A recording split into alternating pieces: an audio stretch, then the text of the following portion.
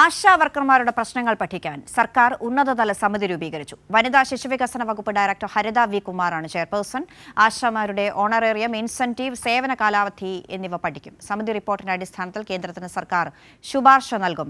S Sreeja വിവരങ്ങൾ നൽകാനുണ്ട്. ശ്രീജ, കേന്ദ്ര സർക്കാരിന്റെ കീഴിലുള്ള ഒരു പദ്ധതി, ആ സ്കീമിൽ അവരെ തൊഴിലാളികളായി പോലും അംഗീകരിച്ചിട്ടില്ലാത്ത ഘട്ടത്തിൽ സമരമുണ്ടാകുന്നു. അത് സംസ്ഥാന സർക്കാരിനെതിരെ മാത്രം വിഷയം ഉന്നയിച്ചുകൊണ്ടുള്ള രാഷ്ട്രീയ കേന്ദ്രീകൃതമായ ഒരു സമരമുണ്ടാകുന്നു. അപ്പോൾ പോലും സജീവമായ സർക്കാരിന്റെ ഇടപെടൽ ഉണ്ടാകുന്നുണ്ട്.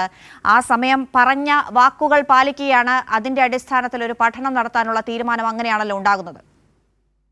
തീർച്ചയായും ആശാ വർക്കർമാർ, സംസ്ഥാനത്തെ പ്രവർത്തിക്കുന്ന ആശാ വർക്കർമാരുടെ കാര്യത്തിൽ നിരവധി വിഷയങ്ങൾ ഇപ്പോഴും നിലനിൽക്കുന്നുണ്ട്. പ്രത്യേകിച്ചും സംസ്ഥാനം കൃത്യമായി ഓണറേറിയം നൽകുന്നുണ്ടെങ്കിൽ പോലും ഇൻസെന്റീവ് കൃത്യമായി ലഭിക്കാത്തൊരു സാഹചര്യമുണ്ട്. ഇൻസെന്റീവ് കാലങ്ങളായി കേന്ദ്രം വർദ്ധിപ്പിക്കാത്തൊരു സാഹചര്യം ഒക്കെ നിൽക്കുന്നുണ്ട്. അവരുടെ സേവന കാലാവധി സംബന്ധിച്ചുള്ള വിഷയങ്ങൾ നിലനിൽക്കുന്നുണ്ട്.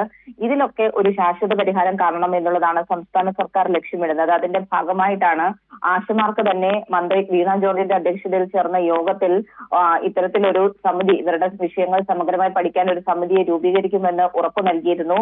ആ ഉറപ്പാണ് ഇപ്പോൾ പാലിക്കപ്പെട്ടിരിക്കുന്നത്. അവരുടെ വിഷയങ്ങൾ സമഗ്രമായി പഠിക്കുന്നതിന് വേണ്ടി ഒരു ഉന്നതതല സമിതിയെയാണ് രൂപീകരിച്ചിരിക്കുന്നത്. വനിതാ ശിശു വികസന വകുപ്പിന്റെ ഡയറക്ടർ കൂടിയായിട്ടുള്ള ഹരിത വി കുമാറാണ് ഈ സമിതിയുടെ ചെയർപേഴ്സൺ. ഈ സമിതി പ്രധാനമായും ആശുമാരുടെ ഓണറേറിയം, ഇൻസെന്റീവ്, സേവന കാലാവധി ഉൾപ്പെടെയുള്ള വിഷയങ്ങൾ സമഗ്രമായി പരിശോധിക്കുന്നതായിരിക്കും. പഠിച്ച് സംസ്ഥാന സർക്കാരിന് റിപ്പോർട്ട് നൽകും.